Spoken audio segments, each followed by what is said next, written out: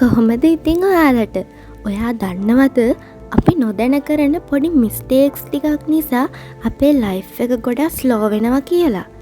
ඔයාගේ හීන ළඟා කරගන්න අමාරු වෙනවා. ඉතින් අද මම ෂෙයා කරගන්න යන්නේ ඔයාගේ ජීවිතේට ලොකු බාධාවක් ගෙනත් දෙන මිස්ටේක්ස් 7ක් ගැනයි. ඉතින් අන්තිම වෙනකම්ම බලන්න. අනිවාර්යෙන්ම ඔයත් මේව කරලා තියෙනවා වෙන්න පුළුවන්.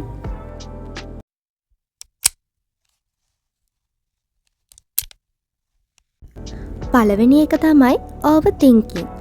ඔයාට දැනලා තියෙනවද අපි සමහර වෙලාවට පොඩි තීරණයක් ගන්නත් ගොඩක් හිතනවා කියලා. උදාහරණයක් විදිහට ඔයාට වීඩියෝ එකක් හදන්න හිතෙනවා. ඒත් ඒක පර්ෆෙක්ට් වෙයිද මිනිස්සු ලයික් කරයිද කියලා හිත ඔයා ඔහේ ඉන්නවා. ඒකෙන් වෙන්නේ කවදාවත් ඔයා ඒක පටන් ගන්නේ නැති එක. ඒකෙන් ඔයාගේ කාලය නාස්ති වෙනවා. වටිනා අවස්ථා මගහැරෙනවා. ඒ නිසා පර්ෆෙක්ට් වෙන්න බලන් ඉන්න එපා. දැන්ම පටන් ගන්න. මතක තියාගන්න done is better than perfect. දෙවැනි එක තමයි comparing yourself. ඔයත් ඔයාගේ ජීවිතේ අනිත් අයත් එක්ක කම්පෙයාර් කරනවද? විශේෂයෙන් සෝෂල් මීඩියා බලද්දී. උදාහරණයක් විදිහට අරයා ලස්සනයි මම එච්චර ලස්සන නෑ වගේ දේවල්. මේ දේ නිසා ඔයාගේ කොන්ෆිඩන්ස් එක නැති වෙනවා. ඔයාගේ මොටිවේෂන් නැති වෙනවා. ඔයාගේ ගමන, ඔයාගේ කාලය, ඔයාගේ අරමුණු මේ හැම දෙයක්ම ඔයාටම ආවේනික වෙච්ච දේවල්. ඒ නිසා කම්පෙයාර් කරන එක නවත්තලා ඔයාගේ දියුණුවට ફોකස් කරන්න. තුන්වෙනි එක තමයි ෆෝන් ඇඩික්ෂන්. මේක අද කාලේ ලොකු ප්‍රශ්නයක්. ඔයා විනාඩි 5කට කියලා ෆෝන් එක අතට අරන් ටිකකින් බලද්දි පැයක්ම ගිහින් නේද? මේක නිසා ඔයාගේ ටයිම් වේස්ට් වෙනවා. ඒ වගේම ප්‍රොඩක්ටිවිටි එක ගොඩක් අඩු වෙනවා. ඒ නිසා ස්ක්‍රීන් ටයිම් ලිමිට් කරන්න. උදේ නැගිට ගමන් ෆෝන් එක යූස් කරන්න එපා. ෆෝන් එක කන්ට්‍රෝල් කරන්න. නැත්තම් ෆෝන් එක ඔයාව කන්ට්‍රෝල් කරනවා. හතරවෙනි එක තමයි no clear goals. අරමුණක් නැතුව ජීවත් වෙනවා කියන්නේ දිශාවක් නැතුව නැවක යනවා වගේ. අරමුණක් නැති වුණාම ඔයාගේ දවස නම් ගත වෙනවා. හැබැයි කිසිම දෙයක් ළඟා කරගෙන නැහැ. ඒකෙන් ඔයාගේ ජීවිතේ ඒකාකාරී වෙනවා වගේම කිසිම දියුණුවක් නැති වෙනවා. ඒ නිසා දවසට ගෝල්ස් 3ක් සෙට් කරන්න. පොඩි පොඩි ජයග්‍රහණවලට අවධානය දෙන්න. ගෝල්ස් තියනකොට ජීවිතේ පැහැදිලි වෙනවා. පස්වෙනි එක තමයි ලේසිනස්. ඔයාටත් මොනම හරි දෙයකදී අද නෙමෙයි හෙට කියන පුරුද්ද තියෙනවද?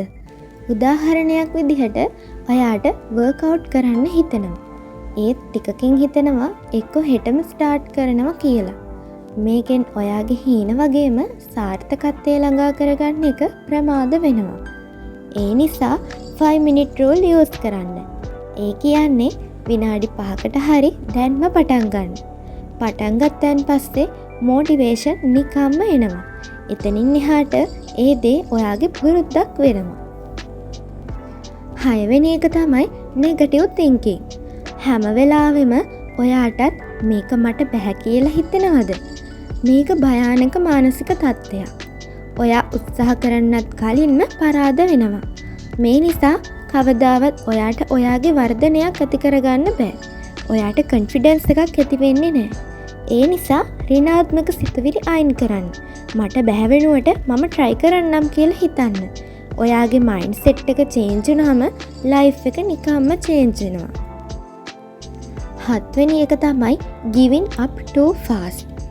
ඔයත් හැම දෙයකම ප්‍රතිඵල ඉක්මනට බලාපොරොත්තු වෙනවද? අපි සමහර දේවල් පටන් ගන්නවා. හැබැයි ඉක්මනට ඒකෙන් ප්‍රතිඵලයක් ලැබෙන්නේ නැත්තම් නවත්තලා දානවා. උදාහරණයක් විදිහට ඔයා බඩ අඩු කරගන්න ව්‍යායාම පටන් ගන්නවා කියලා හිතමු.